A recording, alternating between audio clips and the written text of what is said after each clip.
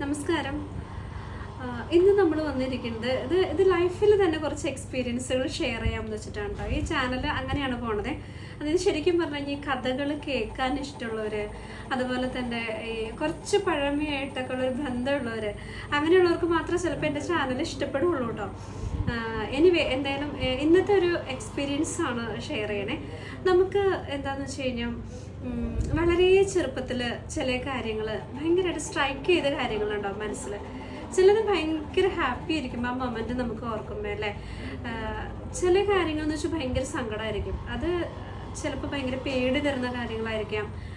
എൻ്റെ ലൈഫിൽ അങ്ങനെ കുറേ എക്സ്പീരിയൻസസ് എനിക്കുണ്ട്. എനിക്ക് തോന്നുന്നു എനിക്ക് എൻ്റെ ചേച്ചി എന്നെക്കാളും ഒരു 2-2.5 വയസ്സിന് മൂത്ത ഒരാളാണ് എൻ്റെ ചേച്ചി. പക്ഷേ ചേച്ചി അല്ലെങ്കിൽ എൻ്റെ അമ്മ, എൻ്റെ അപ്പച്ചനൊക്കെ അറിയണേക്കാൾ കൂടുതൽ കാര്യങ്ങൾ ആ ടൈമിൽ ഞാനിങ്ങനെ ഭയങ്കരമായിട്ട് കളക്ട് ചെയ്ത് വെച്ചിട്ടുണ്ട്. അപ്പോൾ സ്വാഭാവികമായിട്ടും എന്താ ആരോടെങ്കിലുമൊക്കെ ഞാനൊരു വിശേഷങ്ങൾക്കോ അല്ലെങ്കിൽ എന്തെങ്കിലും ഒരു പരിപാടികൾക്കൊക്കെ ചെല്ലുമ്പോൾ ഞാൻ പറയും അന്ന് അങ്ങനെ ഒരു സംഭവം ഉണ്ടായിരുന്നില്ലേ, അല്ലെങ്കിൽ ആ ആളിപ്പോൾ ഉണ്ടോ, അങ്ങനെയൊക്കെ ചോദിക്കുമ്പോൾ ഇവർ പറയുന്നത് നീ ഇപ്പോഴും അതിൽ തന്നെയാണോ ജീവിക്കണേ.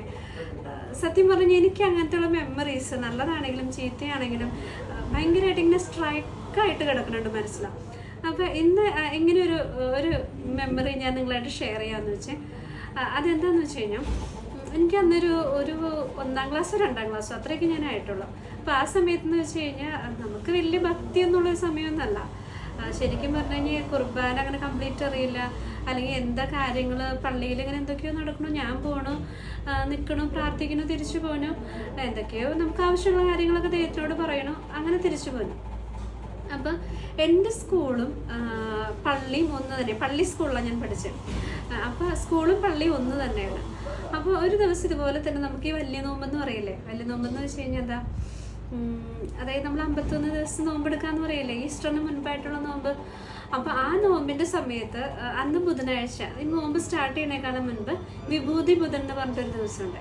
അപ്പം അന്ന് നമുക്ക് എന്താ ചെയ്യണമെന്ന് വെച്ച് കഴിഞ്ഞാൽ അച്ഛൻ എല്ലാവരും ഇങ്ങനെ ലൈനായിട്ട് നിർത്തിയിട്ട് ഇങ്ങനെ കരി കൊണ്ട് കുരിശ് വരച്ച് തരും. ഇപ്പോഴും ഉണ്ട് കേട്ടോ, RCയിൽ ഇപ്പോഴും ഉണ്ട് അങ്ങനെ. അപ്പോൾ എന്താണെന്ന് വെച്ച് കഴിഞ്ഞാൽ അങ്ങനെ കുരിശ് വരച്ച് തരും. അപ്പം ഞങ്ങളുടെ പള്ളിയിലല്ല ഈ കുരിശ് വരച്ചത്. നമ്മുടെ കുരിശ് വരച്ചത് എന്താണെന്ന് വെച്ച് കഴിഞ്ഞാൽ പള്ളിയുടെ പുറത്ത്, അന്ന് എനിക്ക് തോന്നുന്നു പള്ളിയുടെ പണിയോ എന്തോ മറ്റുമായിട്ട് ഈ പള്ളിയുടെ കോമ്പൗണ്ടിൽ വെച്ചാണ് ഈ കുരിശുവരയൊക്കെ നടക്കണേ. അങ്ങനെയാണ് എൻ്റെ ഓർമ്മ. അത് കുറച്ച് അവ്യക്തമായിട്ടുള്ളൊരു കാര്യമാണ്, പക്ഷെ കാര്യം ഭയങ്കരമായിട്ട് നമ്മളെ സ്ട്രൈക്ക് ചെയ്തു. അങ്ങനത്തെ ഒരു കാര്യമില്ലേ. അപ്പോൾ അങ്ങനെയാണ്, അതായത് കുരിശ് വരച്ച് കൊടുത്ത് വിടുന്നു പോകണം. അപ്പം അന്ന് വിഭൂതി ബുധൻ കഴിഞ്ഞ് യൂഷ്വലി രാവിലത്തെ പള്ളിയിൽ കഴിഞ്ഞിട്ട് ഞങ്ങൾ സ്കൂളിൽ വന്നിട്ട് ഞാനെന്തോ ഊണ് കഴിക്കാനൊക്കെ കയറി. ഊണ് കഴിച്ചിട്ട് ആ സമയത്ത് നമ്മൾ ഊണ് കഴിക്കുക കൈ കഴുകാൻ വരുന്നത് ഈ പള്ളിയുടെ അവിടെ ഒരു കോമ്പൗണ്ട് ഉണ്ട്, അവിടെയാണ് നമ്മൾ കൈ കഴുകാൻ വരുന്നത്. അപ്പോൾ കൈയും കഴുകി പാത്രമൊക്കെ കഴുകി ഞാൻ ഒന്നുകൂടി പള്ളിയിൽ പോകാം. അപ്പോൾ കൊണ്ടുപിടിച്ച് ഭക്തി പ്രകടനം ഉണ്ടാക്കും. അതായത് ഞാൻ ഭയങ്കര എന്താ വെച്ചാൽ ആ സമയത്ത് നമ്മൾ ഇതൊക്കെ ഉണ്ട്, ക്രിസ്റ്റീൻ ഒക്കെ ഉണ്ട് നമുക്ക്. അപ്പോൾ അതിനകത്തൊക്കെ ഞാൻ അംഗം. അപ്പോൾ അതിനകത്ത് ഇങ്ങനെ സിസ്റ്റേഴ്സ് എപ്പോഴും സുഹൃത ജപം ചെല്ലണം, അല്ലെങ്കിൽ ഇതൊക്കെ ചെല്ലണം എന്നൊക്കെ പറഞ്ഞിട്ട് അങ്ങനെ ഭയങ്കര ഓവർ ഭക്തി പ്രകടനമായിട്ട് പോകുന്ന സമയമാണ്. അപ്പോൾ അങ്ങനെ ഇരിക്കുന്ന സമയത്ത് ഞാനവിടെ കൈ കഴുകി വാഷ് ചെയ്ത് ഞാൻ വേഗം പള്ളിയിൽ പോയി പ്രാർത്ഥിച്ചു, ദൈവത്തിനോട് പറയാനുള്ളതൊക്കെ പറഞ്ഞിട്ട് തിരിച്ചിറങ്ങി കഴിഞ്ഞപ്പോൾ ഈ കുരിശ് വരച്ച സ്ഥലമുണ്ടല്ലോ, അച്ഛൻ എല്ലാവർക്കും കുരിശ് വരച്ചു കൊടുത്ത സ്ഥലമല്ലേ, ആ സ്ഥലത്തെത്തി കഴിഞ്ഞപ്പോൾ അവിടെ ഇങ്ങനെ അച്ഛൻ കുറേ കരി ഇങ്ങനെ കിടക്കാം. അപ്പോൾ ഈ കരി ഇങ്ങനെ ഇരുന്നിട്ട് അപ്പം അച്ഛൻ ഒന്ന് പറഞ്ഞിരുന്നു, എനിക്ക് ഓർമ്മയുണ്ട്. അതായത് നിങ്ങൾ ഈ കരി കൊണ്ടുപോയി കഴിഞ്ഞത് വെഞ്ചരിച്ചതാണ്, വിശുദ്ധമായിട്ട് കരുതണം, അല്ലാതെ ആരും ഇവിടെ നിന്ന് എടുത്തുകൊണ്ട് പോകരുത്. കാരണം ദിവസം ആയതുകൊണ്ട് എല്ലാവരും പള്ളിയിൽ വന്നൊന്നുമില്ല. അപ്പോൾ ഈ വീട്ടിലുള്ളവർക്ക് വേണ്ടിയിട്ട് കരിയും കൊണ്ട് നമ്മളിങ്ങനെ പോകും, വീട്ടിലേക്ക് പോകും. എന്നിട്ട് അത് ചെന്നിട്ട് അവിടെ കുരിശ് വരച്ച് കൊടുക്കും. അപ്പം അച്ഛൻ അത് പറയുന്നത് എൻ്റെ മനസ്സിലുണ്ട്, ഇത് ബ്ലസ് ചെയ്ത സാധനം, വിശുദ്ധമായിട്ടുള്ളൊരു സാധനമാണ്. അപ്പോൾ ഇതാരും മിസ്യൂസ് ചെയ്യരുത്, കൊണ്ടുപോയിട്ട് കളയരുത്, ഇങ്ങനെയെല്ലാം പറഞ്ഞുകൊണ്ടിരിക്കുന്നത് ഞാൻ കേട്ടിട്ടുണ്ട്. അപ്പം ഞാൻ അന്ന് വന്ന് നോക്കുമ്പോൾ ഈ അച്ഛൻ കുരിശ് വരച്ചതിൻ്റെ താഴെ ഇങ്ങനെ കുറേ കരികൾ ഇങ്ങനെ കിടക്കുക, കുറച്ച് ഇങ്ങനെ പൊടി പോലെ ഇങ്ങനെ കിടക്കുക. പെട്ടെന്ന് എനിക്ക് ഇങ്ങനെ ഭക്തി കൂടി. ഞാൻ എന്ത് ചെയ്തെന്ന് വെച്ച് കഴിഞ്ഞാൽ എനിക്ക് ഇപ്പോഴും ഹൈറ്റ് കുറവാണ്.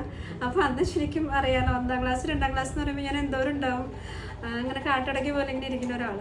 എന്നിട്ട് ഞാൻ എന്ത് ചെയ്തു എന്ന് വെച്ച് കഴിഞ്ഞാൽ വേഗം അവിടെ ഇരിക്കുന്ന കരിയെല്ലാം വാരി ഇങ്ങനെ, അപ്പം കരി എടുക്കുമ്പോൾ എന്താ, കരി എന്ന് വെച്ചാൽ പൊടി പോലെയാണല്ലോ, ആ സാധനം ഇങ്ങനെ താഴെ വീണ് കഴിയുമ്പോൾ, മണലിൽ വീണ് കഴിഞ്ഞ് കഴിയുമ്പോൾ എടുക്കുമ്പോൾ മണലും കൂടി വരും. അപ്പോൾ ഞാനിത് എടുത്തിട്ട് ഞാനിങ്ങനെ കൊണ്ടുപോയിട്ട് ഞാൻ ഈ അവിടെ രൂപങ്ങൾ വെച്ചിട്ടുണ്ട്, വിശുദ്ധന്മാരുടെ രൂപങ്ങൾ, എനിക്കൊന്ന് ഔസ്യപിതാവിൻ്റെ ആണോ മാതാവിൻ്റെ ആണോ രൂപങ്ങൾ ഇങ്ങനെ വെച്ചിട്ടുണ്ട്. അപ്പോൾ ഈ രൂപത്തുമ്പേക്ക് എടുത്ത് വെക്കണം, കാരണം ഇത് മനുഷ്യരാൽ ചവിട്ടപ്പെട്ടു, അതൊരു പാപമാണ് മനുഷ്യർ ചെയ്തത്. അതുകൊണ്ട് ദൈവമേ ക്ഷമിക്കണമേ, ഇതാണ് ഞാൻ പറയുന്ന പ്രാർത്ഥന. അപ്പോൾ ഇത് കൊണ്ടുപോയി എങ്ങനെയൊന്നല്ല കേട്ടോ, ഞാനിപ്പോൾ ജസ്റ്റ് പറഞ്ഞതേ ഉള്ളൂ. അപ്പോൾ ഞാനിത് കൊണ്ടുപോയിട്ട് ഞാൻ അവിടെ വയ്ക്കാം. അവിടെ ഇങ്ങനെ വയ്ക്കുന്ന സമയത്ത് എത്തണില്ല, കൈ ഇങ്ങനെ പൊക്കി എത്തണില്ല, ചാടി നോക്കി എത്തണില്ല, ചുറ്റും നോക്കി ആരുമില്ല.